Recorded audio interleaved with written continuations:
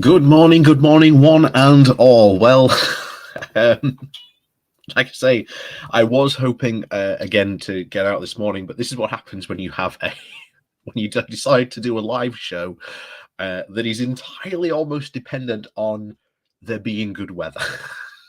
Um, Unfortunately, today, like I say, I had a visit down to the fields, and unfortunately, they were shall we say, rather waterlogged. So it wouldn't be so much as a good morning walk, more a good morning wading. And to be honest, I didn't fancy it. It did look rather deep in some of the places. Also, you've got to factor in the mud in there. So puddles may look deeper than they actually are, certainly in that case there. But like I say, I miss it just as much as you guys do, not being out there. So trust me, when the weather does pick up again, fingers crossed for next week, we will be out there and out back in the field and in our natural habitat, so to say. But yes, as always, good. Hope you've all had a fun storm night last night. I know we certainly had some fun and games up here in the north. Of course, I have again. I don't know if I've mentioned this before. I've got a friend up in Aberdeen. I think this is the third time they've had such a storm, and again, he's lost his power again. Last time, of course, that happened, he was powerless for about 4 days. So hopefully, he's okay and all right and doing okay and good. So fingers crossed for not only him, but obviously the people up there who are powerless, should I say, and hopefully they're all doing all right during this storm. Interesting to see the O2 arena, or the Millennium Dome, as it was back in the day, get blown blown apart. The massive rip that happened in its tent. That was quite bizarre to see, but there you go. So anyway, as always, let's welcome the people in the chat and say good morning to you all. So, SD White, good morning to you. P, good morning to you. Ben, good morning to you. Cathonic, hello to you. Simon Carr, good morning.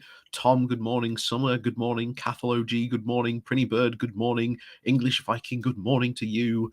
And good morning to everyone else, again, who's joining us today. So, yes. Conservator, good morning. Shane Heff, good morning to you as well. Good morning to Ireland.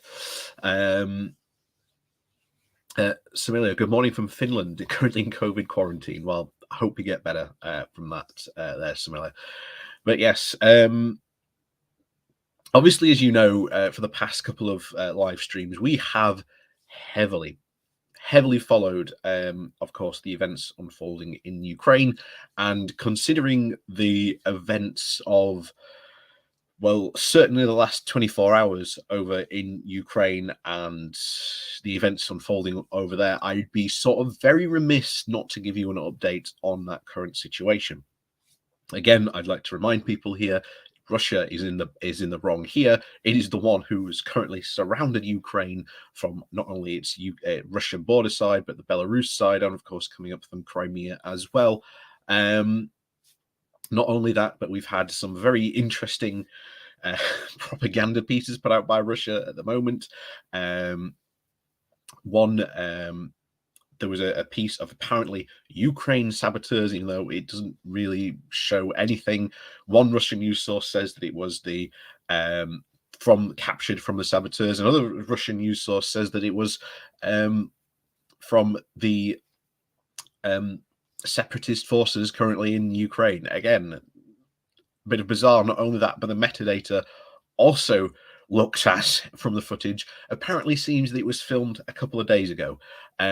Just like we've had the evacuations, the footage that Russia has been putting out of those evacuations, again, according to the metadata, when people looked at it, was actually filmed just a couple of days ago.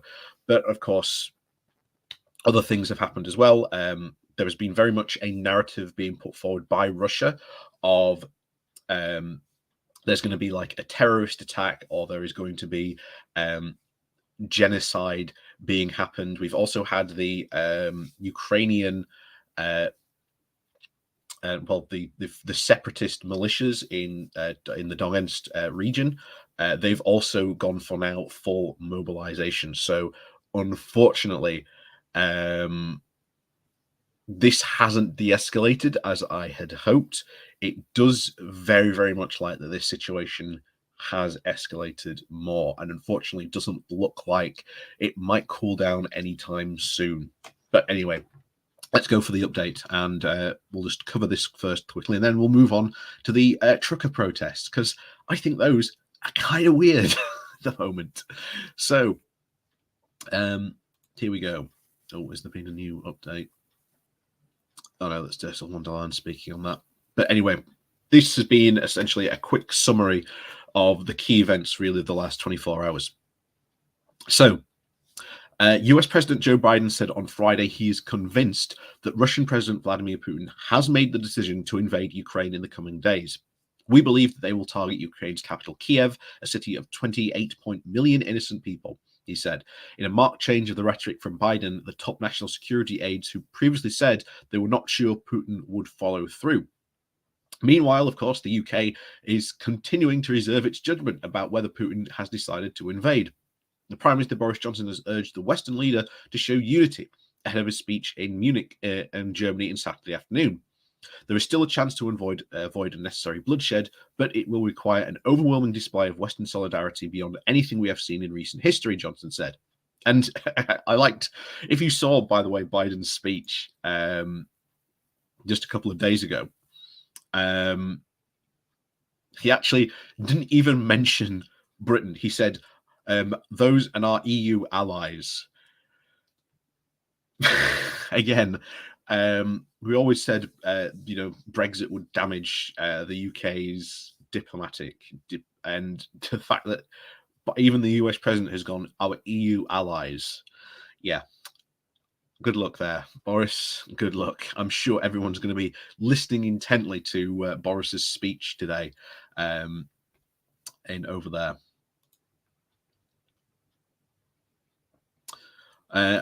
Also, the US has said on Friday that Russia's troop buildup could now be between 169,000 to 190,000 near Ukraine's borders.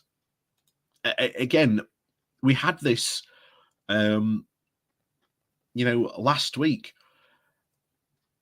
It is Russia that is having this military buildup, and not only is there now a military buildup, we've also seen them building field hospitals and bridges across rivers. Why are you doing that? If you're not going to invade and this is just an exercise, kind of weird that you are doing this type of thing. Not only that, but of course, they've turned their radar up to 11 in a bizarre move following the infamous band Spinal Tap, of course. In Russia, radar goes up to 11. But yeah, they've turned up essentially their detection radar up to the wartime setting to detect obviously missiles and airplane, which is again a very worrying sign of escalation around this whole thing. And of course, I want to point that out, that these numbers that we have just mentioned here, not only, again, is it the most significant buildup since the Second World War, but it is also more than 40% of Russian forces.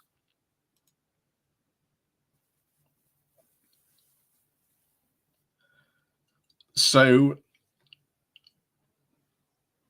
how there are people on the left saying that Russia here is not the aggressor and that it's the US doesn't make any sense. It really doesn't. But again, you have people so bent out of shape over here of the idea of, US bad, that it's leading them to essentially support Russian imperialism. But there you go. That's the craziness of some people on the left at the moment, literally bending themselves into pretzel-like shapes to try and justify imperialism because the US has said something. It's absolutely crazy. But anyway. Russia has repeatedly said that the invasion plans are Western hysteria, and said that some of its, quote, military drills were over and troops were now returning to their bases. And of course, Western powers have seen no evidence of such a withdrawal. And of course, the final big, probably most worrying one is that the Russian-backed separatist leaders in eastern Ukraine have ordered a full military mobilization. It comes after the separatists have called for an evacuation of women and children in the region, citing fears of imminent Ukraine military invasion. Ukraine's Minister of Defense said that the claim was false ploy intended to provide Russia with a pretext to invade. And again, over the last, certainly over the last couple of hours, we have seen a lot of, shall we say, suspicious stuff. There's been a pipeline that's been attacked. Again, there was the video capturing Ukrainian saboteurs. Again, no such real evidence other than this very suspicious video, which, again, according to the metadata, was filmed like a couple of days ago. So there is absolutely an insane push here by the Russians to essentially provide pretext to justify their invasion, essentially set up a good Cassius belly for those who've played, EU4, of course. And of course, conservatives right here. This is also a big part of Russia's narrative. The idea that the Ukrainian government is far right. By the way, if you look at the election numbers, only about 2.5% of people in Ukraine voted for far-right parties at their last general election. That is a smaller number of people voting for far-right parties than some other European countries. By that very justification, I think you could basically say that like Ireland was being run by like a far-right government. But there you go. But like I say, that's the mad situation that we're in, and people are falling for this. You're right. Just because there's one like neo-Nazi Ukrainian military unit. It's not even a Ukrainian military unit. It's a militia unit set up by them. And again, who is again? I'm not like trying to justify like these people existing, but it's very bad, of course, that they are there and sort of worrying that they are there. But you've got to face the facts here. Russia has put all these troops at the border. It is very worrying, and we have seen an escalation in the type of rhetoric that the US has been saying that Russia would be trying to deploy in the past couple of months. So that's very worrying. Anyway, hold on.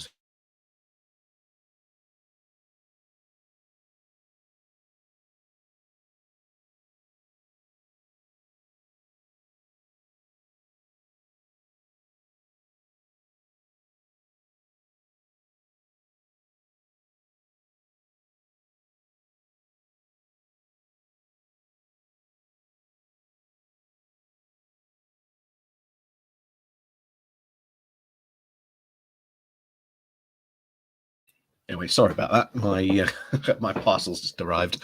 Some more, some books from GW have arrived, so I'll be looking forward to giving those a good read through later on. But yes, none of this is unfortunately good. This isn't the de-escalation that I'd hoped for. If anything, this seems to be a far, far, far more, shall we say, intense build-up of these situations. And it's shocking that there's a lot of people on the left, as we covered Russell Brand, and don't worry, we'll be getting into Russell Brand later with these trucker protests, because he's a perfect example of people on the left falling for essentially authoritarian right-wing propaganda. And it is very worrying. Oh, hang on, there's been another update.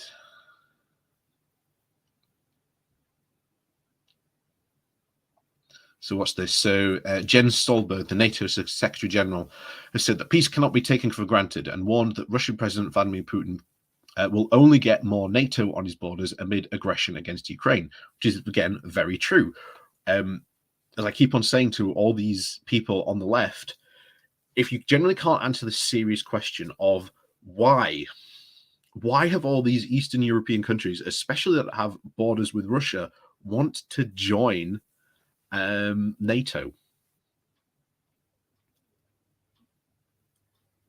You know, if you generally can't answer that serious question, then we've got some problems. But anyway, speaking at the Munich Secretary Conference, Stolberg said, if the Kremlin does aim is to have less NATO on its borders, it will only get more NATO. And if it wants to divide NATO, it will only get an even more united alliance. NATO is a defensive alliance. We are not threatening Russia or anyone else, but we will take all necessary measures to protect and defend all our allies, he added. And again, I've reiterated this stance time and time again. The alliances here and the NATO military alliance is ultimately a defensive military alliance. The credo of NATO is if you attack one, you attack all. And they are not the ones threatening Russia. It is Russia that uses the threat of military aggression and military buildup to coerce and threaten countries into trying to get its own way on a geopolitical level and scale. And that is what we are seeing, unfortunately, here in Ukraine. And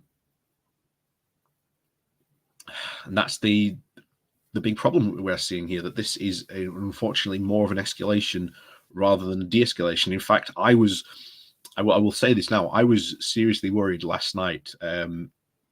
I was watching a streamer last night called Vosh. I was genuinely worried last night that there was probably a war was going to break out. Like I say, I was following the stream last night and some of these updates and some of the stuff that was coming out last night, and it was very, very much showing what the US had been saying, that Russia wants to construct this narrative of like Ukrainian aggression for a reason and a pretext for war. Doesn't surprise me. Like I say, if you want to go back and look at the Second World War, you will notice in the of what was at the time the free city of Danzig, sort of currently sort of at the time bizarre, obviously, situation in Poland that it had. The Nazis sent over sleeper cells, agents to essentially cause problems in Danzig, and then that was used as a pretext for war against Poland. And of course, we all know what happened resulted from that. Whoops.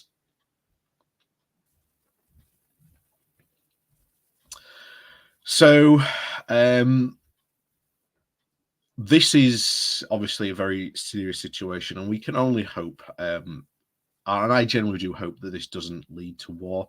But unfortunately, the evidence suggests here that unfortunately Russia has put troops on this border for a reason.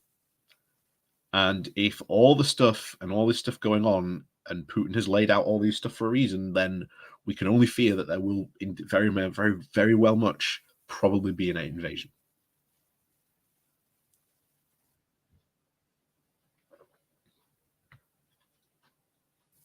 So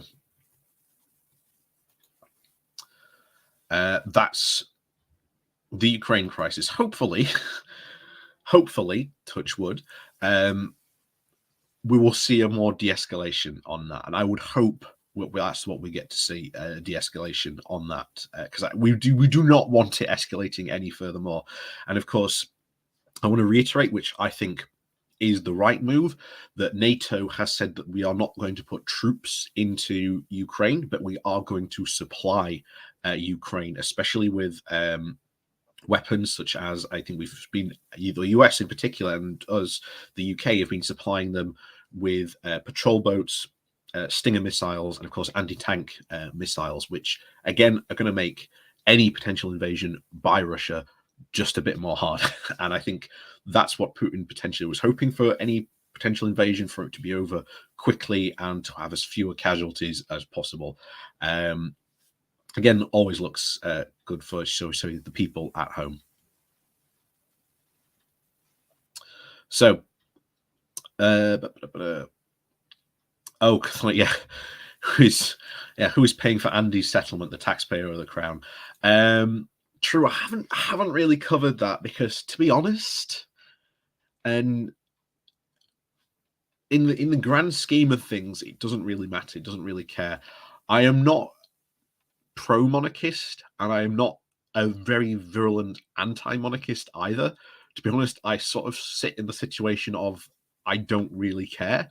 Although I do agree with, of course, Derek Skinner, aka the Beast from the East, or the Beast of Bolsover, that the Queen should indeed pay her taxes. The monarchy is one of the, again, largest landowners here in the UK and pays next to no tax on their holdings. And again, I think they fully well should be paid on that. And that's probably about as anti-monarchist as I get. But that's it. Where are we? Anyway, so trucker convoys. That's what we're here for. That was the main thing we're here for today. So what are these convoys? Well, a bit of background first. First of all, these trucker convoys in Canada were started and are pitched as being pro-worker to essentially remove all the mandates, all the pandemic mandates in Canada. That is their aim. That is their goal.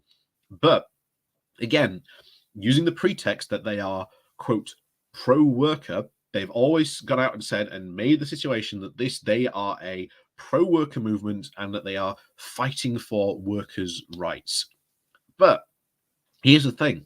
Most of these mandates are designed and put in place to protect workers so that, the pandemic doesn't get any worse for workers or disrupt businesses or anything like that. And to be honest, a pandemic disrupting a business is far worse.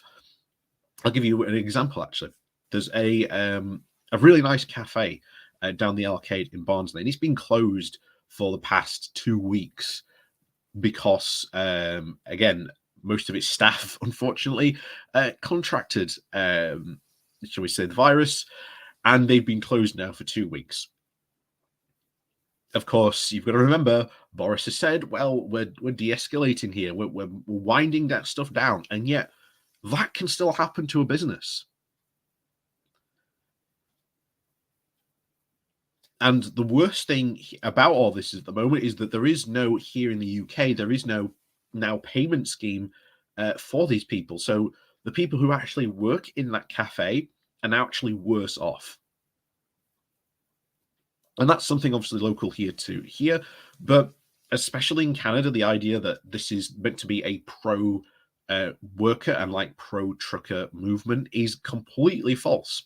First of all, again, something that a lot of people on the left that are like pro these movements fail to even ignore completely, because again, it doesn't suit their narrative, that the pro what are they called now? The trucker union in Canada basically came out when these protests started and basically said, we are not in favor of these protests because they are not being pro-worker. These mandates that they are asking for or are being asked to remove would only hinder not only their businesses but other businesses in Canada. And that's what ultimately they've been saying. Not only that, but the Communist Party of Canada, by the way, who, by the way, they got this 100% right. When the protest started, they tweeted out and have been saying for quite some time and have been proved very, very much right as of very recently, that all these protests were not, again, pro-worker, but again, were very much astroturfed by not only American business interests over here, but also right-wing groups and causes. So this was not a leftist protest by any means. It was very, very much, again, astroturfed. And they were proved that earlier this week when there was a hack of one of the crowdfunding platforms that was helping to fund the protest. And guess what? They found out very, very recently that most of the donations, first of all, some of the donations that have been getting aren't small. They have been getting very, very large single donations, not just from Canada, but the majority of them have been coming from America, and especially coming from far right, well, or right wing, shall we say, business owners using the trucker protests in Canada basically as a vehicle to try and drive their own agenda in America.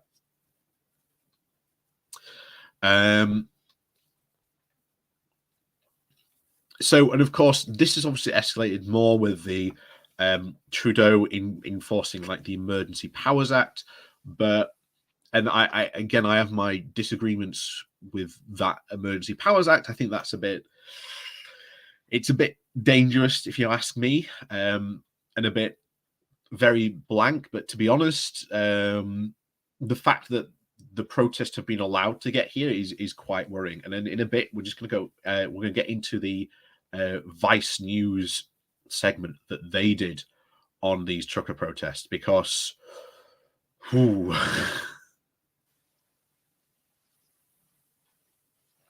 yeah, there's some very worrying scenes that went on in this trucker protest. And again, I want to remind people that a lot of people in the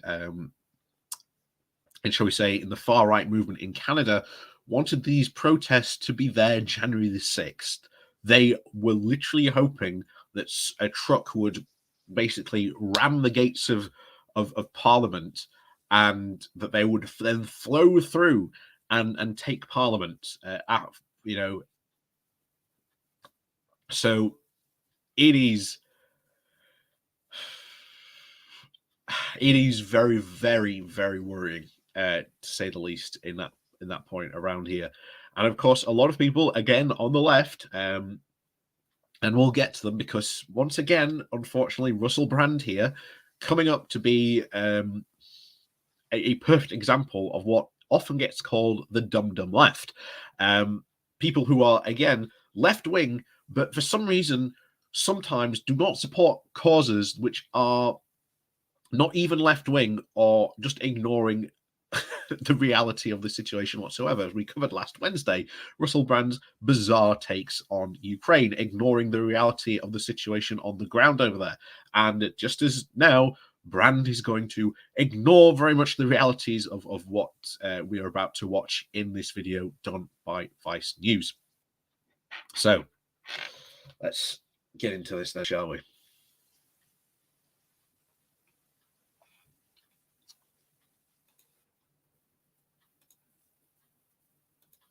So let's get this video up. There we go. There we go. There you go. You can see it a lot better now. So hopefully that's given you a bit of background into, of course, these trucker protests that are currently going on. And what's obviously the worrying concern is that, especially when we'll get into Brand later, Brand wants these protests to spread around the world. He wants other people to emulate what these truckers are doing because, again, like the people on the left who think this is a good protest says that this is in reality all about quote unquote workers' rights when it has nothing to do with workers' rights. Like I say, the truckers union in Canada said it best. If this really was a protest about workers' rights, then these protesters would be talking about getting rid of zero-hour contracts, improving the lives and conditions and the working conditions of the truckers in Canada, and helping them essentially to get better pay for the hours that they work. Those are the three things that the truckers Union of Canada have said, and this protest is not saying a single thing about those issues that are most affecting the truckers in Canada. So let's get into this video. Like I say, this comes from Vice, and to be honest, it is really, really good. So we'll go through it, and we'll stop and go through different parts of it. Honestly, this is the reality here. To be honest, if I was Canadian, I'll tell you now, I'd be very worried. I'd be very worried about this.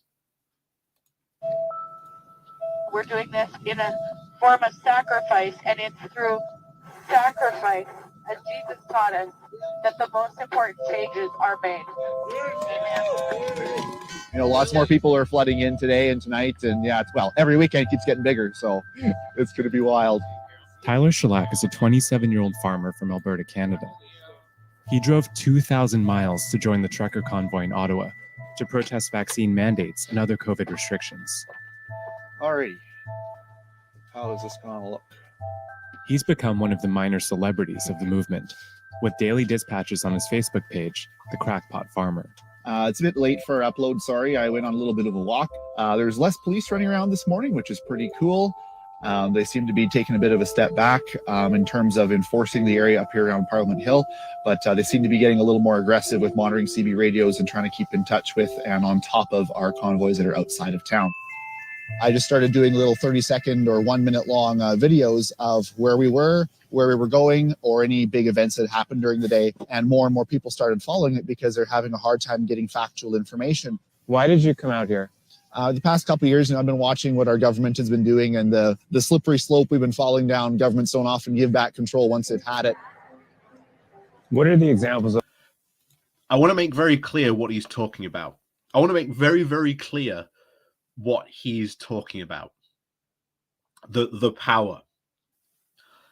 The power that he is talking about is, of course, the pandemic measures that pretty much every country in the world has had to take into account to try and basically help effectively fight this pandemic. That is the powers that he is talking about. So I want to make that very, very clear. And again, these powers aren't a massive power grab or anything like that. These have been done and put in place in many countries, again, like here in the UK, to help stop the spread of the virus and to help protect the most vulnerable in society. That is what has happened. And unfortunately, especially over the past year or so, we have seen very, very much active in the community, the far right making its way into not only anti-vax protests, the conspiracy theory stuff, and basically pulling all this and saying that this is a fight for freedoms, that the government is taking away freedoms, you know, etc., etc. So this again is indeed the freedoms that this guy is talking about being taken away. And in many cases, as I've said here, the pandemic isn't over. Take it from someone who just a couple of months ago, well, not only just a couple of months ago, last month was working for the government in this very department. I have seen the numbers, especially in and around sort of the Wakefield area. Again, sort of the council I was working for. I can talk about who they are now. I know I've seen the numbers. It's still there. It's still there, very much in play. People are still getting it. People are again still being sick and still spreading it around. We need to desperately really get young people even more vaccinated, especially school-age children, because one of the unspoken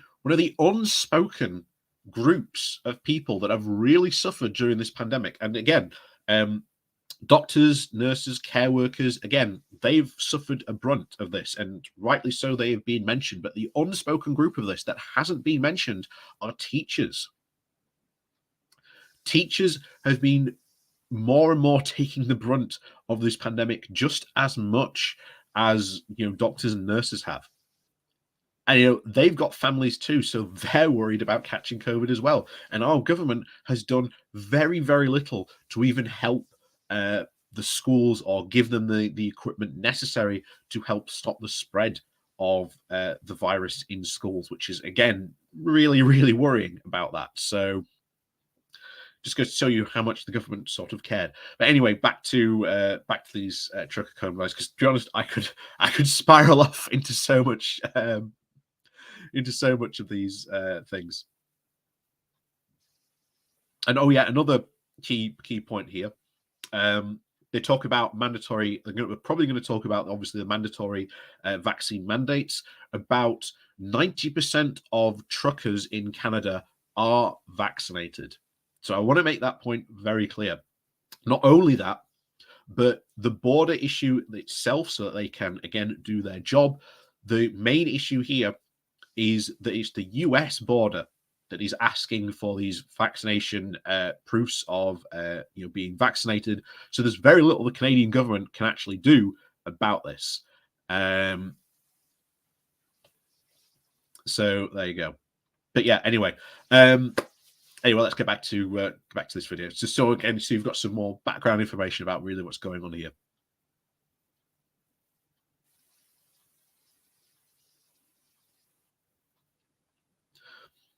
Yeah, that is true. That is true. So anyway, let's get back to this. The government overreach that you see. I think that the vaccination passports requiring you to have taken something to be able to go to a hockey rink, to be able to eat inside of a restaurant. A government should not be able to segregate people based on their medical status. And when this convoy thing started, it was supposed to be peaceful. We were just going to go and make our voices heard. I thought that is something I can get behind. The convoy. Again, you've seen this talk very, very much from a lot of the crazies, shall we say. That's the best way to really describe them. Oh my God, they're medically separating people based on their medical status. Oh no. And yet, here's the thing. We've already seen the vaccine work. We know it has worked. It has cut down the numbers of the virus. But of course, the big problem still is variants. And if we get a variant that is resistant to the vaccine, which is probably the worst case imaginable, we could literally go all the way back to the start of 2020. And no one wants to go all the way back that far back, because again, there are groups of people worrying people up, saying very, very wrong things about the vaccine that, again, just aren't true. And here we are. There are, again, small numbers. Again, seen them myself. I've seen them very, very much in the data surrounding, of course, Wakefield. Again, I've seen the numbers. I've seen the numbers. So there is very, very much a group, and it is those people that in Wakefield are ending up in the hospitals on the ventilators.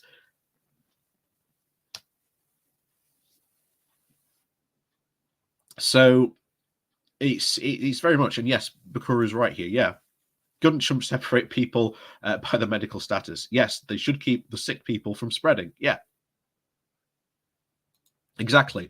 It is a case of here of the people who are almost the super spreaders here are indeed very, very the ones dangerous here and spreading this around, because even if you do have the vaccine, you can still catch the virus, but your body can better defend yourself from the virus. Of course, the big problem, of course, this comes when the interaction starts to happen. That's where the chances of mutation come in, and that's where the worrying things can start to happen. That we could end up right back in square one. It took off in January after the government announced that truckers who crossed the US border would be required to be vaccinated. Over the next several weeks, hundreds of semi-drivers converged on cities across Canada and shut down major international roadways, including the Ambassador Bridge to Detroit. In Ottawa, more than 200 trucks turned the streets in front of Parliament into a non-stop party.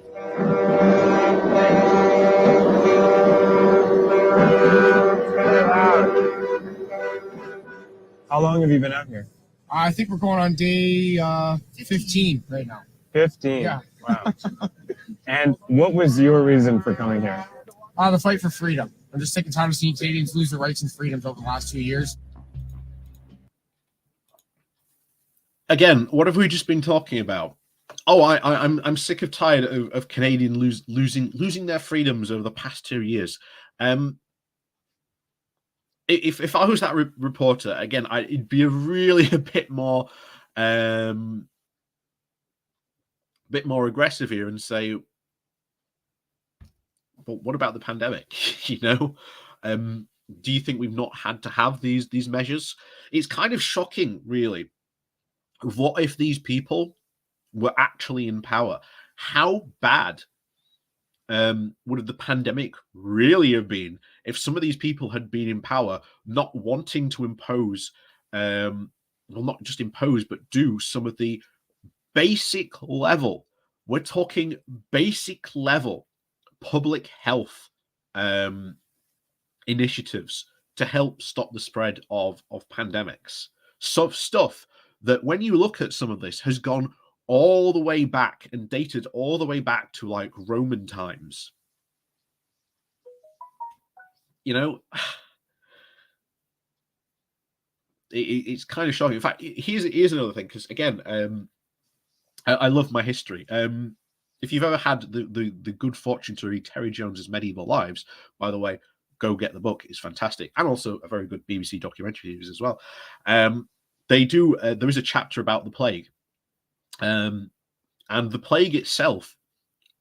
The more and more research we're doing about the plague, we're actually finding that obviously you all probably heard about the flagellants.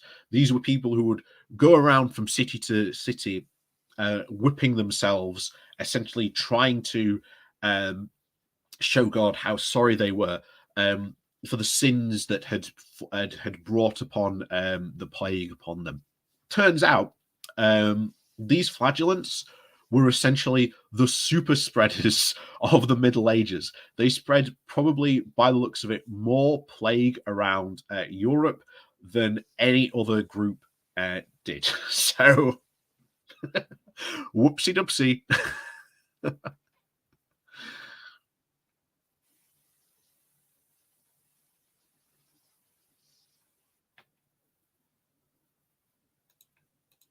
The reality is, the protesters speak for a sliver of the Canadian public.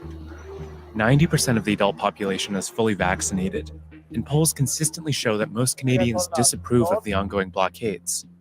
And as the protests have drawn on, they've been fueled by extreme rhetoric and misinformation. Wow. Look at that, an InfoWars t-shirt. So you just know, and given what the again the documentaries just told us there, the Canadian, most of the Canadian people are actually very, very much against these movements and very much against what the truckers are doing. It's just a small, very tiny slither of people. But unfortunately, sometimes in these cases, you only need a very small, tiny slither of people to really do this. And I don't know if the documentary actually gets into this as well. But there's also been a very strong indication that some of the people that have been coming to these protests are not Canadian. They are actually Americans, again, coming across the border. Now, I don't know how much of that is true, but that has been one thing that was reported, but I don't know if there's been a full acknowledgement that there have been Americans coming through to again help the truckers in these protests. But again, just shows you where some of this stuff is coming from. Just like most of the money to help support this protest is coming from America. Our government has been usurped by the World Economic Forum. They have it on the internet what they are going to do. So once we get our freedoms back, that's when the real fight starts. I don't see a vaccine. I see an experimental concoction. I honestly pray that we don't wake up 5 years from now with thousands of Canadians getting disease and sicknesses that are going to be created by this. If again, even virologists, if you saw the question time they had with these people on, there was a virologist who actually responded to this very question and said, look, if there were serious health concerns by the fact that we have given this, the vaccine to such a large number of people across the world, we would be seeing these serious health conditions be very, very much materialized, and we wouldn't be able to hide it because of the amount of people that have taken the vaccine at this point.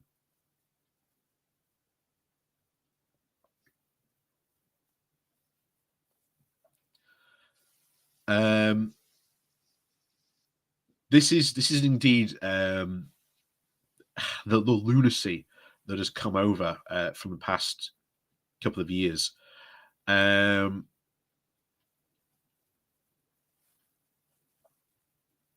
This is absolutely crazy on this point, but this is where we've come to. This is really where we've come to at this point. And like I say, we're going to get into after this video, we're going to go into Russell Brand's video on these protests, just to show you how some people on the left have fallen for this absolutely dumb right-wing propaganda and are saying that this trucker protest is about workers' rights, not what we are seeing here. Just remember that. This is why I'm showing you this video first. So far, the protests have been largely peaceful. But on Monday, Alberta police seized a cache of weapons at a trucker blockade. Are you willing to be employed to preserve and maintain the public peace? Yes. And viral videos from Ottawa showed participants being sworn in as a vigilante security force. Just bear that in mind, what's just been said here. They are swearing people in as a vigilante security force. And I'm glad it's bringing up the Surfs TV here, because I've been watching the Surfs for quite a while now, but they've been doing some really good coverage of what's been going on in Canada, and especially around these the trucker protests, and really revealing of what these protests are really about. That it never was about workers' rights, that it was about this really bizarre desire to almost just rise up and overthrow the government. And you can see this right here, that you are having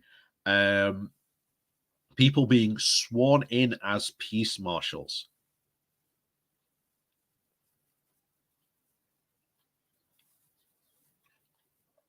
This is really, really worrying.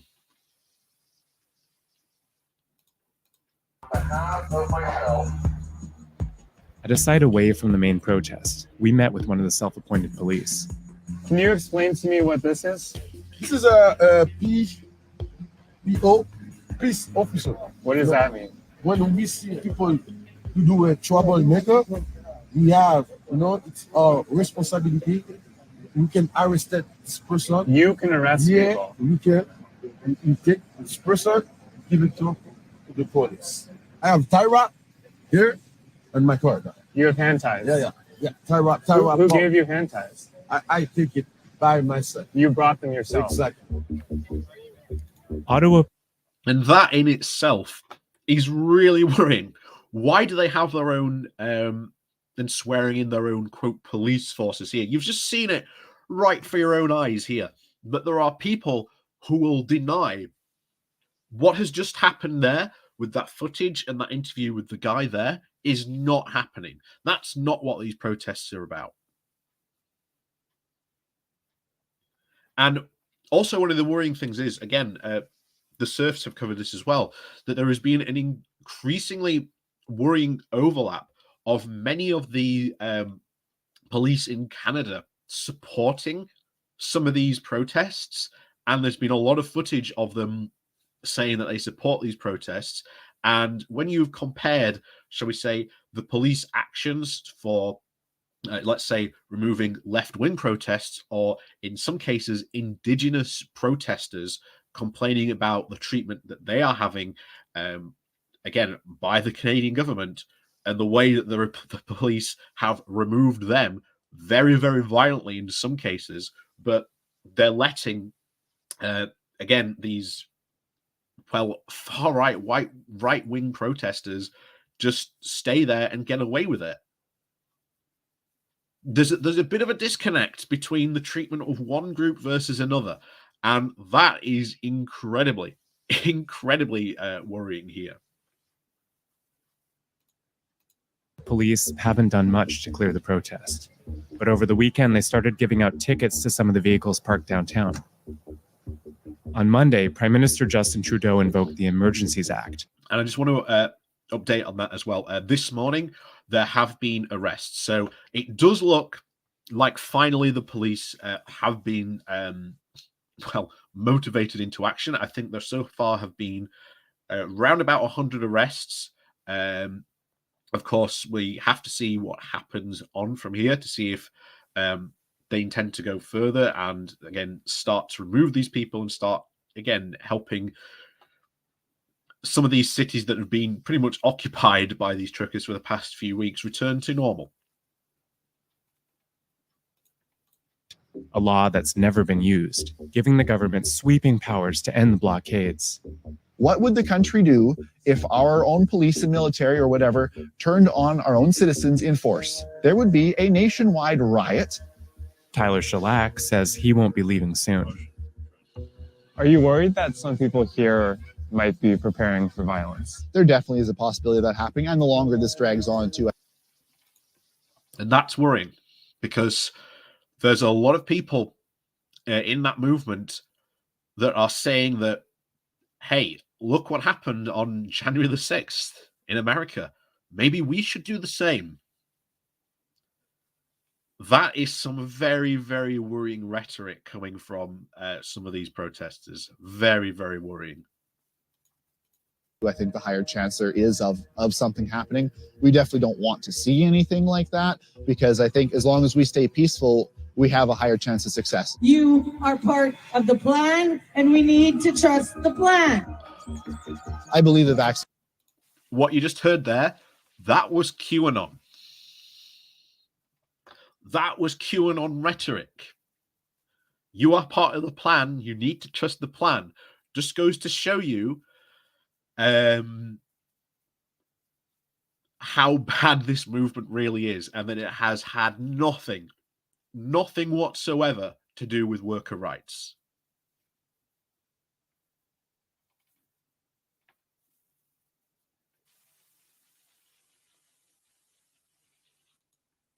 Seen as part of a globalist agenda, and there's more to it than just being a vaccination against the COVID disease. What's the globalist agenda? The whole idea is to have one world government, like one global currency, all digitalized, of course, and the social credit system, where the government can dictate your actions and your status in society based on what you do or do not do, or what you say or do not say. A lot of people will listen to that and think, well, that's a conspiracy theory. It is a conspiracy theory. It is a conspiracy theory.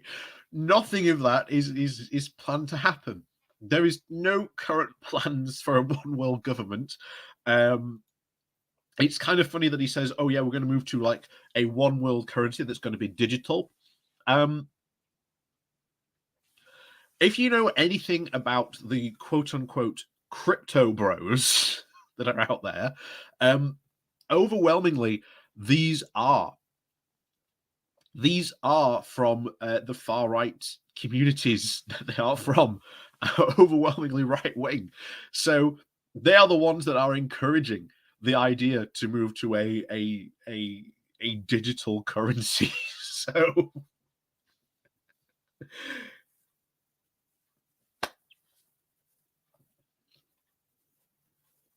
this is incredibly worrying about this. But again, that's an out and out straight up conspiracy theory.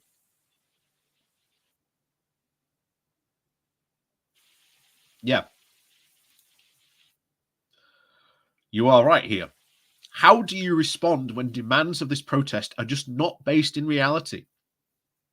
How do you respond to this? This is the worrying point, and we're not here yet in the UK to this level. We are not here yet. I think we're going to end up going in that direction, unfortunately, but we're not there yet. Hopefully, I do hope that we can resist this, but unfortunately, shall we say, Europe does have very much a fashion of following some of these movements about, after they've been in there embedded in America for a while, they end up coming over here and slowly building over here, just as they did get the start in America. It is, and how do you respond to people who just out and out deny reality? Like how do you talk to someone who denies reality? And by the way, if you saw just a couple of weeks ago, when I was talking to the conspiracy theorist just a couple of weeks ago about Ukraine, he just denied the reality of the situation on the ground. Brexit to him was all about bringing back imperial measurements. How do you talk to these people? And unfortunately, sometimes the answer is you just can't. You can say so much, but you can't. And trust me, I had a couple of conversations again years and years ago, back when I first started my channel, with a couple of conspiracy theorists, and even when you literally show them that they are 100% wrong with this evidence, they can always pull out that fantastic conspiracy trump card of, well, I don't trust the evidence that you've just given me. It's very, very worrying. Yeah. Well, Hatman, it's a sign of success on the web once you have trolls beginning to attack your streams. True. True. So this whole protest movement, is built on a conspiracy theory. Us conspiracy theorists, so to speak, we predicted the vax passes. We predicted the second and third boosters. And so the people who think... No, you didn't. No, they really didn't. They really, really didn't. Think that I'm crazy for saying this kind of stuff. I would ask them to go do their own research, find your own facts. Yes. Do your own research. Find your own facts. Just the ones that support us. Be an independent thinker, but just be an independent thinker that supports us and our views. Just not ignore everything else. Form your own opinion. Don't let someone else tell you what to think. And don't be afraid of having your own opinion. Do you not think you're... Yes, just make sure it's our opinion. We're being told what to think by the people who are pushing the theories? In a way, yes, but I'm trying to form my own opinion from that, even though there are biased voices on both sides. The ultimate conspiracy get-out clause. The ultimate conspiracy get-out clause. In fact, one of the things I've said before, again, back when I used to really heavily cover the conspiracy world, I used to describe it as the conspiracy cocoon. That once conspiracy theorists start to go down this path of believing in conspiracy theories, they then have to believe other conspiracy theories, because if they don't believe that other conspiracy, then the conspiracy theory that they believe currently also doesn't make sense. So they end up tying themselves in this massive conspiracy web cocoon, and then they just can't escape from it. Because if they don't start to believe in one conspiracy theory, then all of a sudden a whole raft of other conspiracy theories also suddenly don't start to make sense. And that's the web and cocoon some of these people get trapped in. And once some of those people are in, it's very, very hard to pull them out. Very, very hard to pull them out.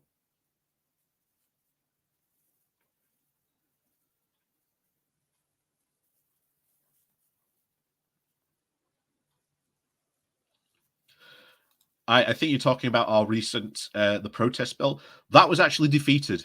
I'd like to think that that law that you are talking about, again, Jesus Ruppel, that was actually defeated in the House of Lords and has currently gone back to Parliament. And so far, they haven't brought it up in the Commons yet for another vote to see if it gets defeated. But ultimately, the Lords have said that if it comes back to the House of Lords, they ain't going to pass it. So that bill was very much defeated in the House of Lords. For once, as again, I'm not a big fan of the House of Lords, but I'll tell you what, sometimes I'm very, very grateful for them when they block stuff like that from going through and becoming law.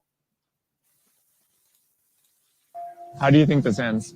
So I think we're going to accomplish what we've set out to accomplish, and I think it's going to end peacefully with people having the right to just and fair trial. Wait, which people having a just and fair trial? The people who are that I've talked about to have the corruption and the globalist plans and stuff.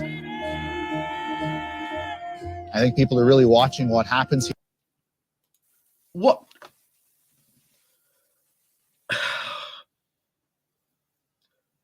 What do they think is going to happen? Like, how can you put someone on trial for trying to start a one world government and crypto one world currency?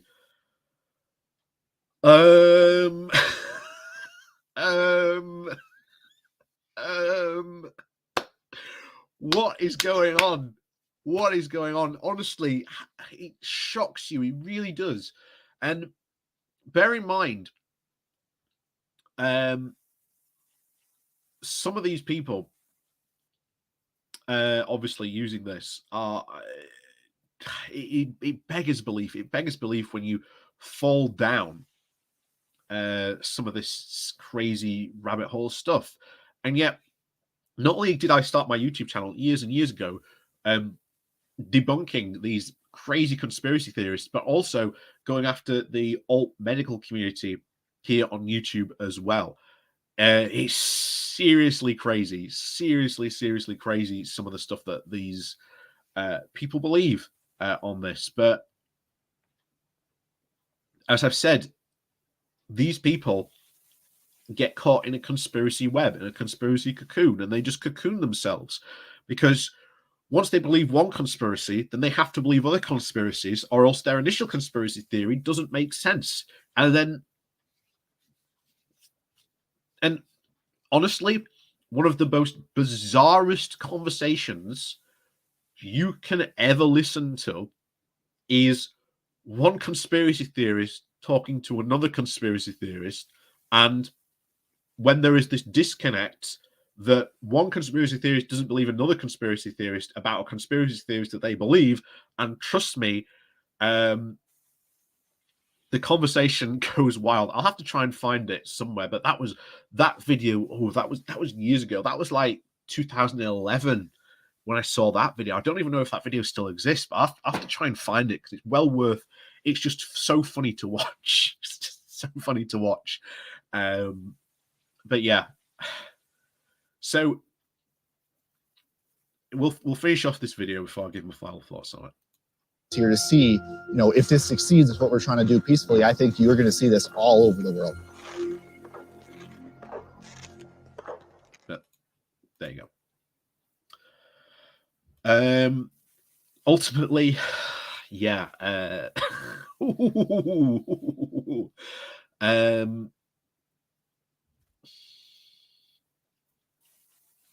Of course, we're now going to share the screen of one.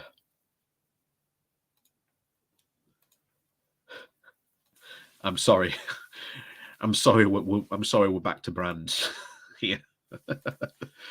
We're back to brand. Hang on. We'll go to this now. But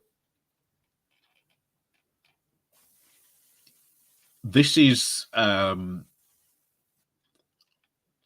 what some people now have fallen for. Bear in mind, we've now seen probably the most truthful and accurate representation of these protests going on in Canada. We are now about to hear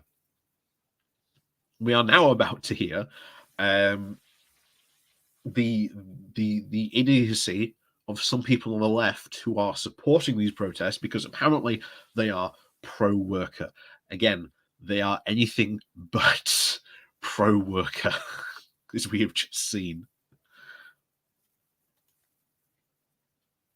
In Ottawa, the truckers are beginning to be arrested, but have already sparked a global protest movement.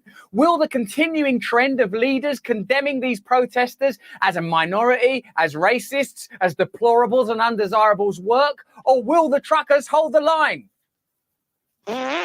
Hello there, you 4.9 million wonders existing beyond labels and condemnation. Welcome to the revolution that you started, that you're participating in.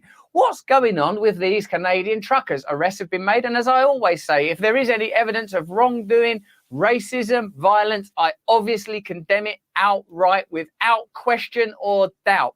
But I'm glad that he at least gets that out of the way, because again, if you watched the Surf TV, when they've covered this, they have shown extensively some of the racism that has been going on tied into these protests. Indeed, the original organizers of these protests are heavily tied to some of Canada's very, very far right racist anti-Muslim movements in Canada. So at least Brand is on that point there. But bear in mind the video that you have just seen with what's about to happen here. Get ready. what seems to be happening at the moment is a movement is emerging around these protests. People want their voice to be heard. It's becoming a worldwide movement. In this, but you've just heard from truckers themselves what the worldwide movement is. It's not based in reality. It's based on a crazy conspiracy theory. So what does Brand actually think that these crazy, truckers are, talking about, considering you've just seen the video of Vice News about this? Yeah, you are right, Bakura.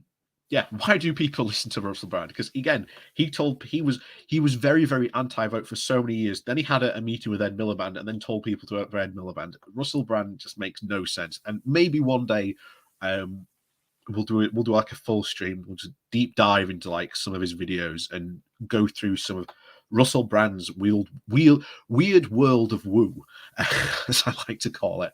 But hey, there you go.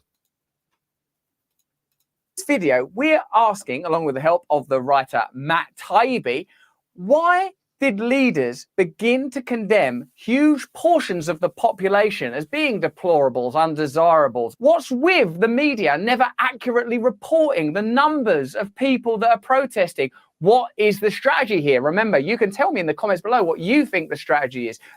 So immediately moving away from what actually the truckers are, because Brand can't get that. Again, there's always this motive conspiracy theory around this, like, why aren't people being reported correctly? Yet we've just seen that Vice News article all about that. Break this down a little bit. This is from Matt Taibbi, as we've said, in Substack. From Brexit to the election of Donald Trump till now, the descent of thousands of Canadian truckers upon the capital city of Ottawa to confront Trudeau. What are they confronting Trudeau about, though? They're confronting Trudeau about the mandates, the vaccine, the pandemic mandates. That's what they're consulting them for. So even this guy isn't really being too honest about reporting about the reason why these guys went after that. A consistent theme has been the refusal of leaders to admit, not even to us, but to themselves, the numerical truth of what they're dealing with. Not even to themselves. That's actual denial, isn't it? How do you deal, as just what we've seen there, how do you deal with the fact that those trucker protests, with the video that we've just seen, how do you deal with them? They're not talking about reality. And bear in mind, my main accusation against Russell Brand of like the video he did about Ukraine was the denial of the reality of what was happening on the ground. And here again, we see Russell Brand denying the very reality of what is actually happening on the ground with these trucker protests. They're believing crazy conspiracy theories of stuff that's not going to happen. You know, they want to put Justin Trudeau on trial for what? Trying to start a one world government.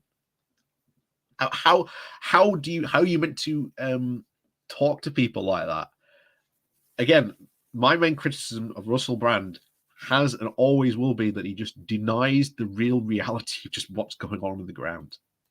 Seen enough of your videos and your comments and the stuff you at me in and link me to know that there are protests all over the world and continually, whether it's the yellow vests in France or what's going on in Australia or wherever in the world, they underreport it. I suppose because protests are catching, strikes are catching. If people begin to recognize that by coming together they can change reality, well, I wonder what might happen. So the mainstream media, in cahoots with their partners in big business and government, continually and deliberately.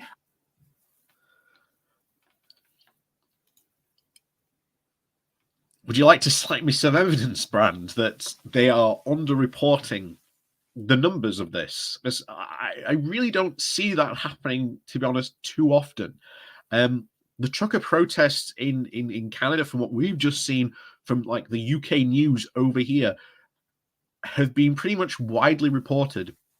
And again, when you see the opinion polls in Canada, the vast majority of Canadians are against some of this.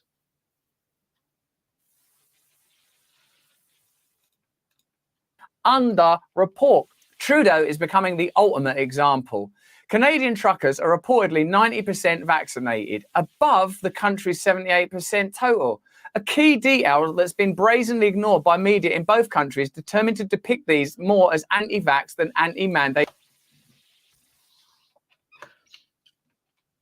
This is a fantastic twisting of truth, because that is right. Canadian truckers are 90% vaccinated. However, look at the video we just watched from Vice News. What were all those truckers that they were talking about? What were all the posters, all the stuff that they were talking about? It was all anti-vax, anti-mandate. So that's not wrong. We've just seen with our own eyes. Again, Brand here denying the very reality of what is happening on the ground with his own eyes. That's why I showed you that Vice News article first, because I could then show you. I could then show you the crazy reality of what's happening here. They protest. If anything, they're pro-vaccine. They've been vaccinated at a level higher than the national average. Now, just then why are they protesting against all that stuff that you say then they're for? Take that to the bank with you. Let's apply a similar degree of circumspection when we're told what else they might be, from underestimating to over. And that's fantastic, because now he's just given you the excuse of, when you're told they're racist or whatever, just remember about what I just told you back there, so you can just discount everything else that is reported about these trucker protests in Canada. That is incredibly dishonest. Incredibly dishonest. Again, and Russell Brand originally used to run something he used to call the Trues, the True News. Again, wow. Russell Brand going on here about how the mainstream media is lying and misrepresenting things about the trucker protests. I can level the same accusation at Brand right here. I can level the exact same accusation back at Brand. Overreacting to needlessly insulting, underestimating, then overreacting, then needlessly insulting. What is this trajectory of behaviours to trying to steal legitimate donations? I mean, that was bang out of order, wasn't it? What's the deal? That's totalitarianism. What I think offends me about the thing is, these donations that they are going to get, not only are they going to fuel the protests even more, and allow these protests to continue even more, there is also a strong suggestion very, very recently that a lot of those donations also aren't going to go to the protest, but are also going to fund far-right groups and campaigns.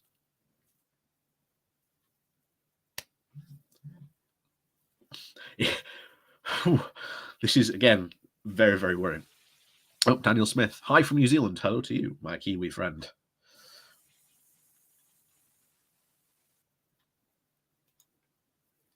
About this is that Trudeau, I don't know loads about him, but he's exactly the kind of dude that you'd see on the news saying, I'm anti-totalitarianism, I'm anti-fascism, I'm anti-racism, although some pictures suggest it's not entirely his deal. And I agree with that. I'm anti-fascist, I'm anti-totalitarian, I'm anti-racist. So what? Then why are you supporting these trucker protests? I tend not to do is nick people's GoFundMe money or shut down people's Facebook page, because do you know what? I'm willing to have the conversation. I'm willing to be wrong, and I'm willing to talk to people that are wrong. And that way, collectively, through our shared consciousness and our shared public discourse, we might arrive at something resembling truth, rather.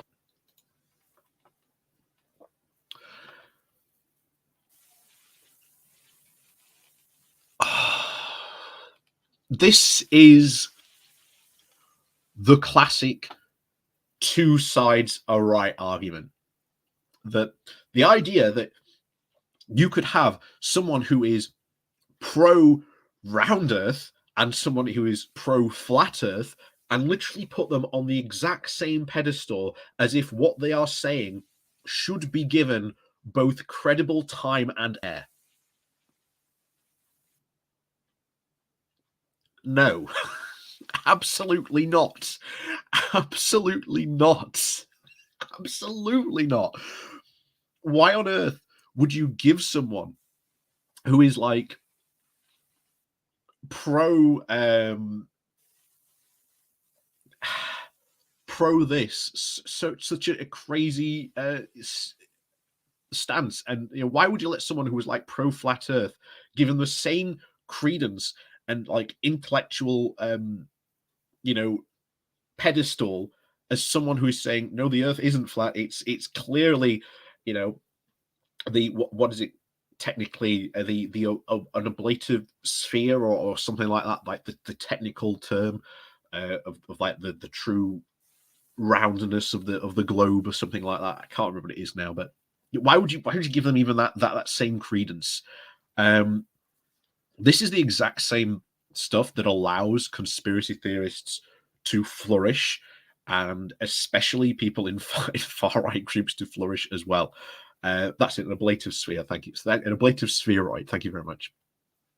Yeah, you are right. Yeah. This is how racists get platformed.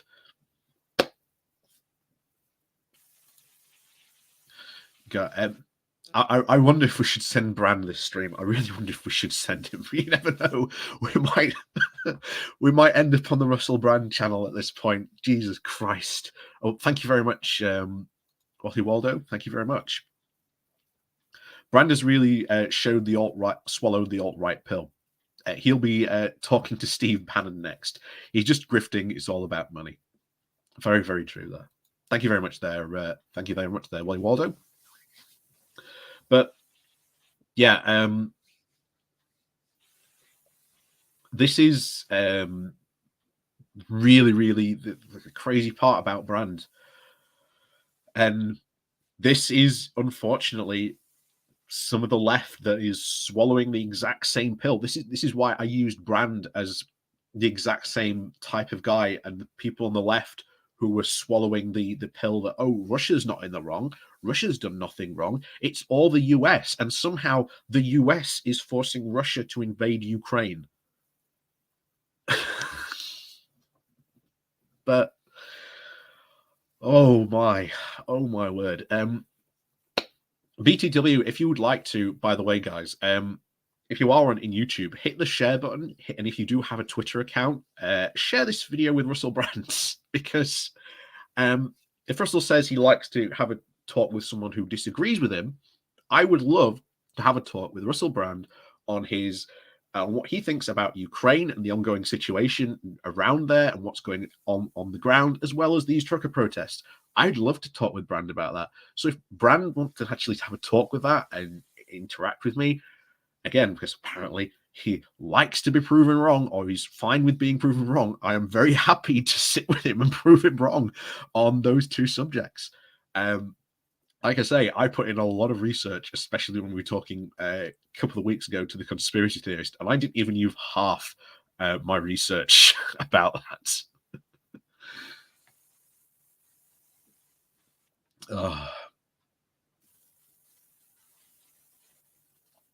You thought this was about the trucker convoy? It is about the trucker convoy.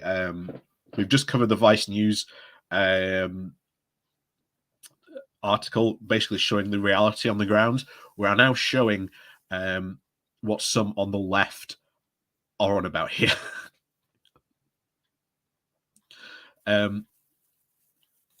Because unfortunately, this is really tying into a lot of people on the left who are falling for essentially right-wing authoritarian propaganda.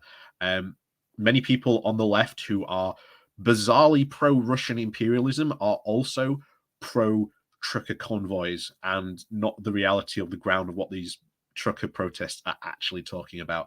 There is huge crossover, and unfortunately, reason why we're covering Russell Brand here is because he's the perfect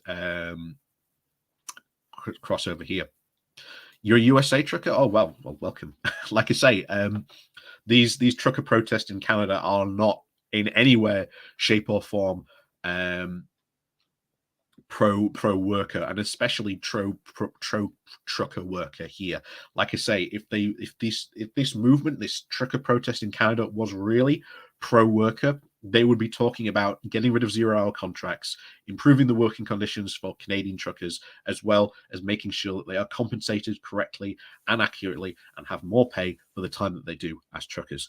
That's what the Canadian Trucker Union has said and stated. But again, these trucker protests are not even mentioned any of those three things. So anyway, we'll get back to Brand here on this. Than arriving at something resembling oppression, censorship, pursuit of the objectives of the powerful, condemnation, perjurizing a group of people that a couple of months ago, the truckers are heroes. They're doing the essential work, delivering the necessary medicines to keep our economy and our nation alive. God bless the truckers. What? The truckers don't want mandates. The truckers are villains. To leveling accusations of treason. Oh dear. Sedition, occupation, and insurrection. What is the video we've just seen of Vice News just said, and from the truckers' very own mouths about what they want? There is talk coming from these truckers that they want to have their own January the 6th style insurrection. They've talked about dreaming about driving a truck through the Parliament gates in Ottawa, and then they can then storm the Parliament there. We've just seen with our own eyes the QAnon speech that one woman was giving of "You are the plan, trust the plan." Again, it's the denial of reality that is happening on the ground here. These are pretty powerful words to bandy around. Canadian authorities did everything but the obvious move, meeting protesters head on and negotiating with them in realistic terms. They did. I want to say that is wrong. They did try and negotiate with these truckers. The truckers' objective is to remove all of the pandemic mandates in Canada. That is their objective. And they've got even further ones than that that they want to do. They did meet with them, but the problem is, how do you talk and converse with these people who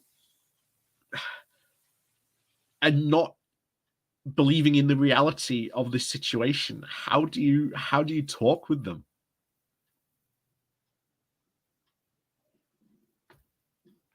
You know, that's the culture you want to be in, right? Like, what I sometimes think when I see the rise of Puritanism, authoritarianism, an inability for people to have a conversation or be rehabilitated or forgiven or wrong. I think, like, even if people are wrong, you can still talk to them. Like, you know, I don't agree with what you're saying there. I don't agree with it. Should we have a conversation about it rather than you're wrong, let's eliminate you from reality? What? I'm fine with having a conversation. I'm fine with having a conversation. Like I say, just a couple of weeks ago, I had a conversation with a conspiracy theorist about his awful takes on Ukraine. And I'm not going to lie, I still feel like I was kicking a puppy throughout that entire conversation, because I was just laying, this is the situation that's happening on the ground. This is what happened. What is happening. What you've just said there is fundamentally and factually wrong. This is the real situation. These are the facts. This is what's going on right now. And it just felt like I was absolutely kicking a puppy. But you shouldn't just allow people, even if they've got a wrong opinion, to get away with spouting their wrong opinion. You should challenge them on their wrong opinions and make them see if they can't, again, justify their position, that they, you know, they do it. And Ben did back away from all of his positions that he had on Ukraine. Of course, he's literally did a stream like 2 or 3 days later, just re-upping everything else he said again, because obviously he's a conspiracy theorist. He can't just let go of all that stuff. But there you go. We tried. We tried. But yeah,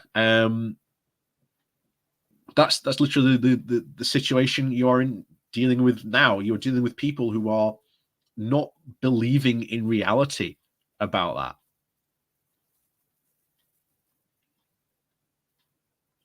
That's the situation here. But there you go. What kind of, where's that lead? How does that work? How's that ever going to work? It will not work. It's not reality. It's detached from reality. You don't have to agree with them, but you do have to deal with them, which in this... How do you deal with someone who doesn't believe in reality, that believes that the pandemic was completely made up, that you know, it never existed, and that in reality this has been the government seizing power to create a one world government and a one world cryptocurrency? And that's not me saying that. If you've just come into this conversation, you've just heard me say that right at the start of this stream. We went over the Vice News video of truckers saying that, of them covering that very thing and saying it with their own mouths.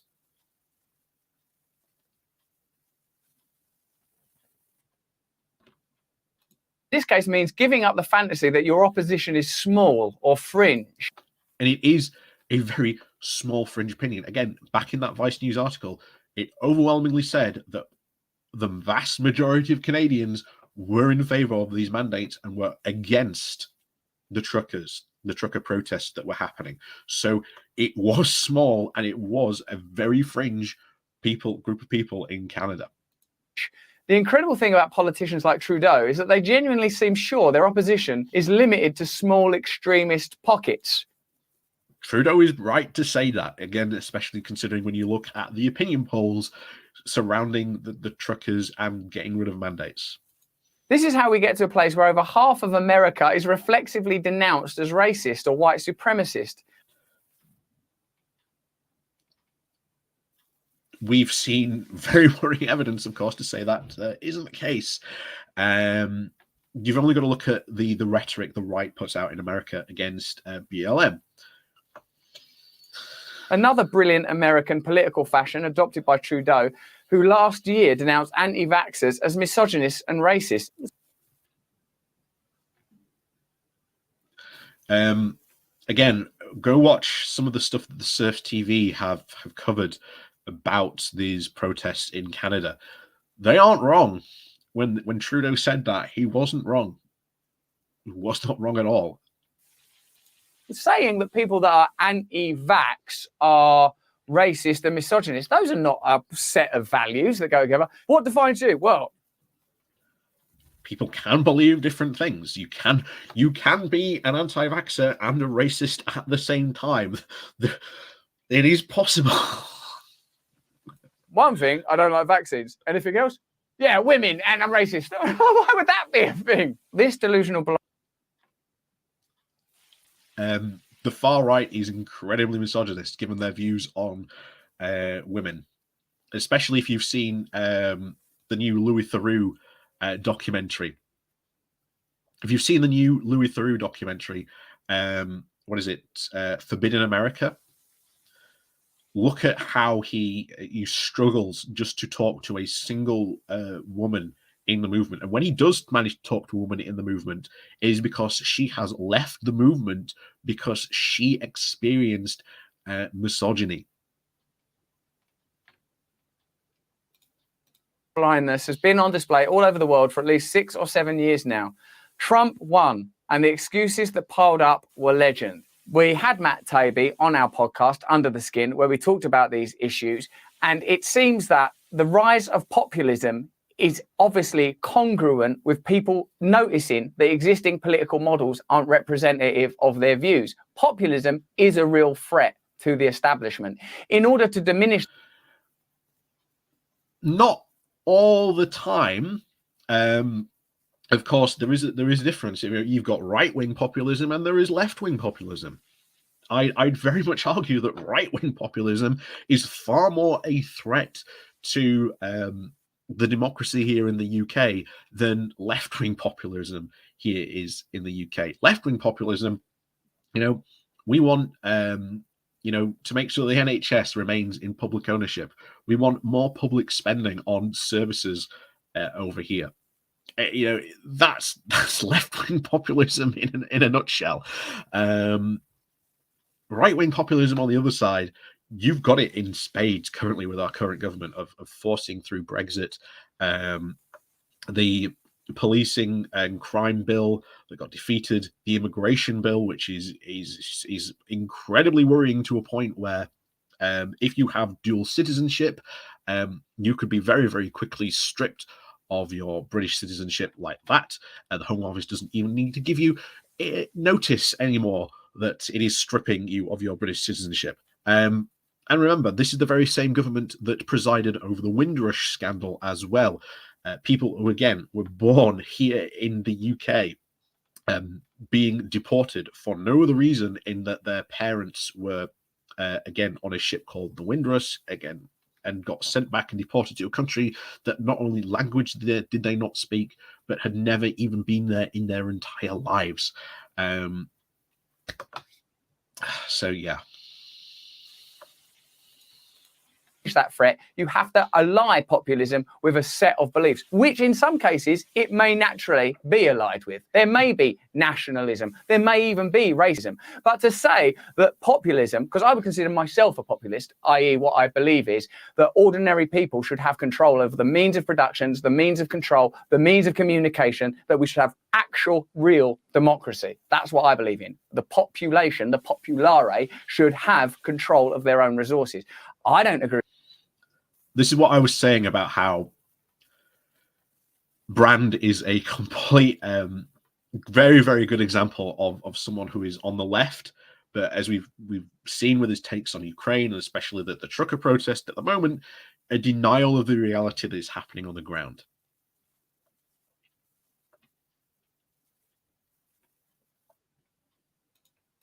With racism. I don't agree with nationalism. I don't agree with any of those ideas. And it's pretty clear to me now that whether it was Trump or Brexit or what's happening now in Canada, there is a tendency to amplify particular narratives in order not to protect us from these terrible and obviously wrong ideas. So you don't think that we should be sounding the warning bells about nationalism, the rise of racism?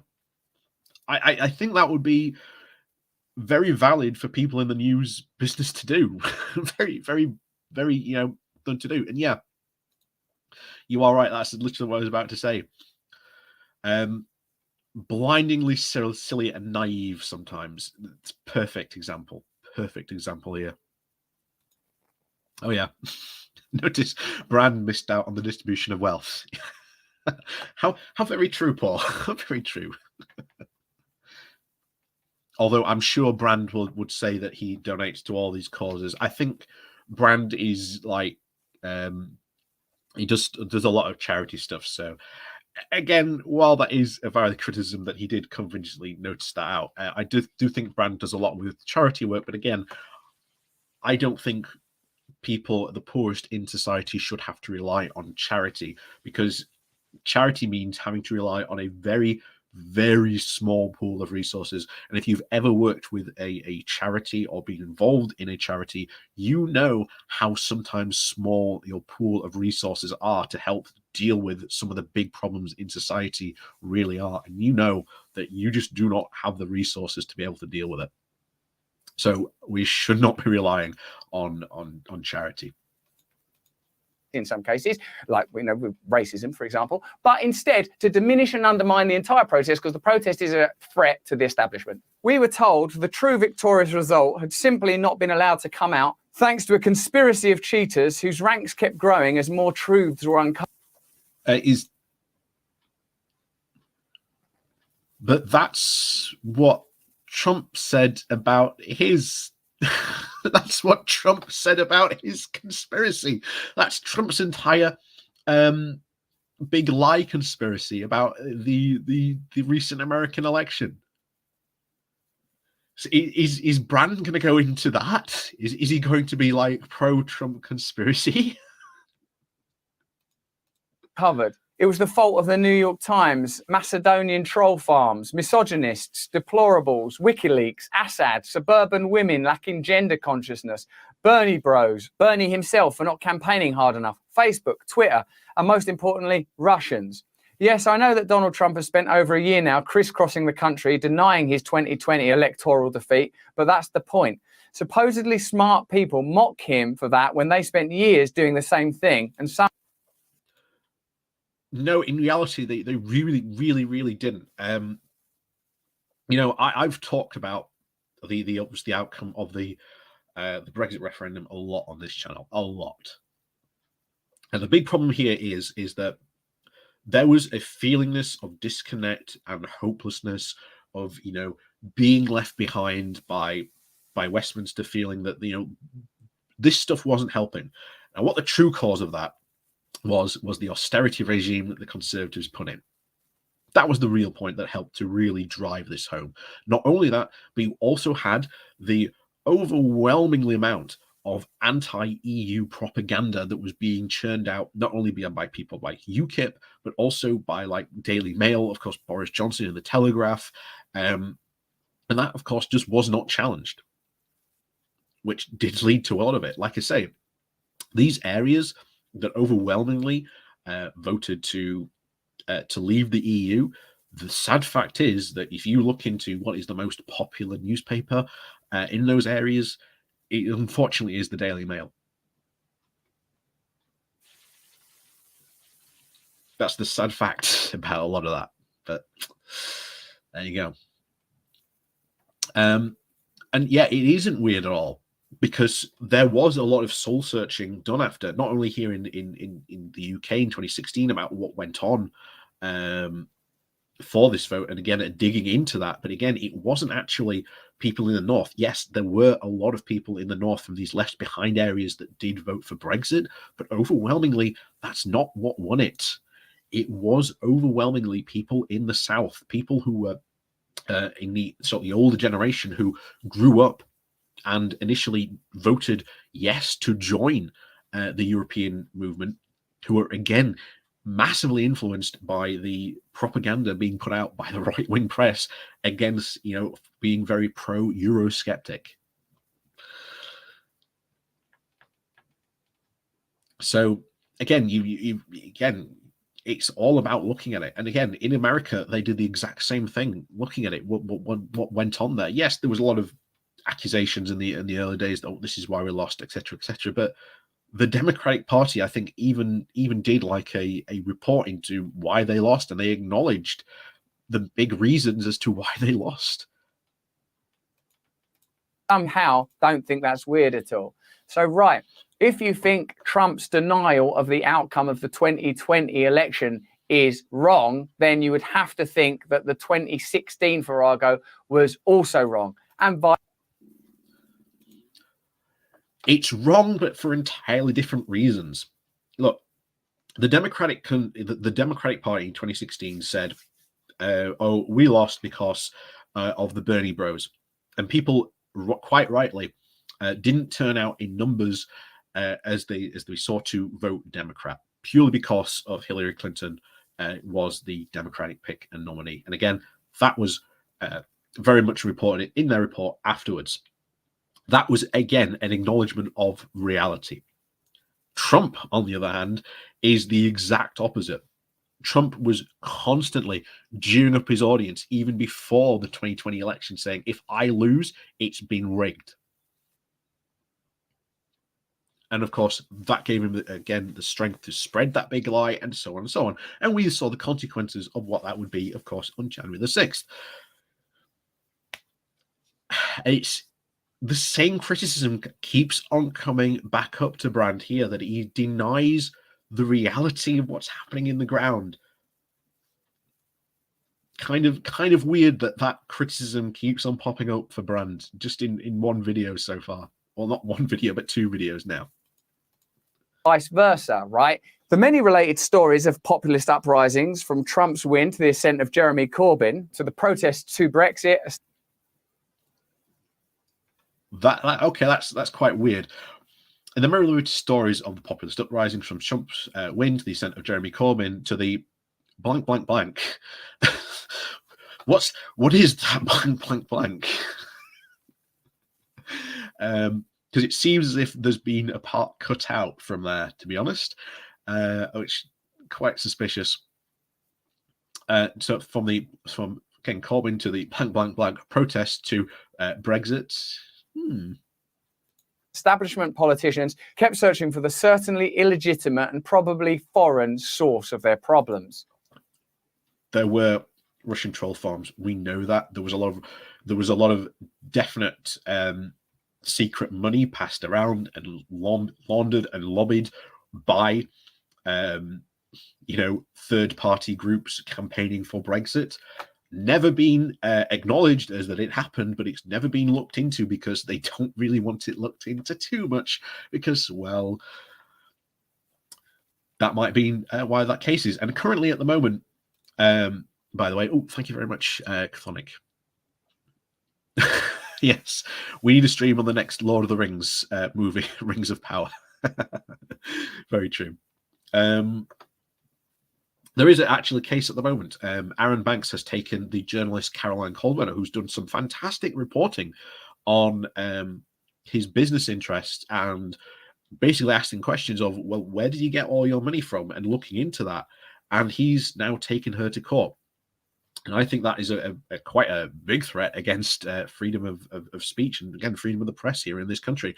That could have some quite very chilling effects for the future reporting on people like Aaron Banks, who, again, decide, big money interests who decide to get involved in our politics. That's quite worrying. Meanwhile, the real issue was usually a simple 2-step progression in which people all over the planet first just disliked their leaders, then reacted badly to being called racist traitors for saying so. The thing is, there is a reason behind that. There is a racist element behind Brexit. You may not like to admit there is, but there is. And again, same for Trump in America. Trump constantly talked about the threat of people crossing in from the border. The no-fly list that particularly targeted Muslim countries, but obviously it left off the ones that, of course, gave America a lot of money, namely Saudi Arabia. But convenient. Oh, I am. Of course, I would not deny the reality of racism, but I would also not deny the reality that leaders are unpopular because they are out of touch with the people that they govern and are condemnatory of them. And it's pretty clear there's a whole professional class of... No, I do agree with Russell Brand on that point, that a lot of leaders are out of touch, especially the Tories at the moment, given what they've been saying. Just cancel your Netflix account and don't go to Costa, and somehow you'll be able to afford a house in about 1,000 years. And of course, There is, of course, the infamous video of when Jacob Rees-Mogg gets filmed by a disabled man from his constituency who is facing huge amounts of troubles because, again, under Tory party rules, this guy who is, again, heavily disabled has been essentially forced into work that he cannot do because he physically cannot do this work. He loses his benefits and is now in an absolute spiral. Jacob Rees-Mogg did not want to be in that conversation at all, saying, doing everything he tried to get out of it. But again, the guy who was the protester, I can't remember the guy's name now, done him bang to rights and all that, and it's still out there on YouTube. Well worth a watch going on for.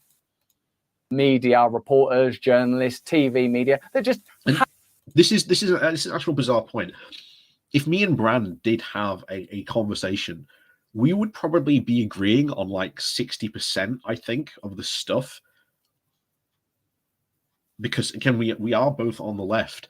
The problem is, I think, would come in, and the real conversation, of course, would be, again, if we had like a conversation about, like, you know, Ukraine and like the trucker protests, it would be about the reality of what is happening on the ground versus Russell Brand's world of woo that he seems to think's, again, very much happening here. Hate ordinary working people and then try to reverse engineer a reason for that hatred, mistrust and suspicion. From there, in a process that snowballed for years, the neoliberal commentariat gradually widened the definition of deplorables and unacceptables. This is a time where stuff's happening around language that's weird. I don't mean the identity stuff. This is another thing that annoys me about Russell Brand. Russell Brand loves to go on long diatribes about language and the use of words and things like that. And the thing is, yeah, you can have that conversation, but sometimes in politics, you know, a spade is a spade, as the saying goes sometimes. And we're about to see that happen right now with Brand's eloquence on language and stuff like that. And fair enough, if you want to have those types of conversations, you can do, but I'm not really interested in having those types of conversations. I'm more interested in the reality that's happening on the ground. Pretty sympathetic to that. I mean stuff like where anti-vax now means anti-mandate, like definitions are changing.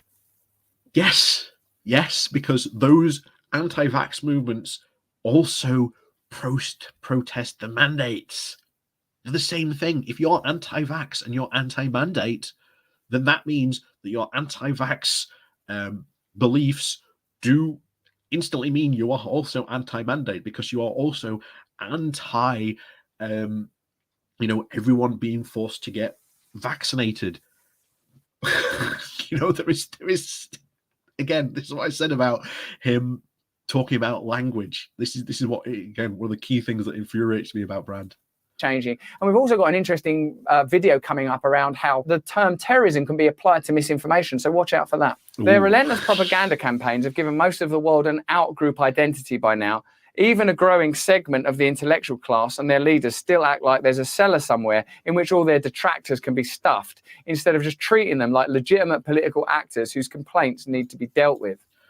What are these legitimate political complaints? Because as we've just seen from that trucker video at the beginning, how do you deal with those people who just aren't in touch with reality? How do you deal with them? How do you deal with them? I think we've seen enough of this video to know where it's going. Brand just hasn't acknowledged the reality that's happening on the ground. It's exactly the same comments we made about his Ukraine comments a couple of days ago. But yeah. So we've also been skipping for 2 hours now, which is quite good. So yeah, thank you very much, everyone, for joining us today. I think we will have to have at some point a dive more into Russell Brand's weird and wacky world of videos. But it'll be fun, I'll tell you that now. But as always, like I say, thank you very much for joining us. Please do remember to hit that like, share, and subscribe button on your way out. And of course, down below, there are links to my Patreon page and a one-off donation link called Buy Me Coffee, where you can, buy me coffee. And thank you very much to all those people who do help support the channel. That way, it is very, very much appreciated. And as always, have an absolutely, fantastic weekend. As always, if you can't be safe, be sensible, or, and as always, have a fun weekend. Go out and enjoy yourself. I've got some books from GW to dive into at the moment and start reading. It's the new Gotrek book, Git Slayer. I'll be getting into. Of course, as always, thank you very much for watching, and we'll see you all hopefully next Saturday for a good morning walk where we'll hopefully be outside. Fingers crossed, of course, and weather permitting. So as always, we'll see you all then next time.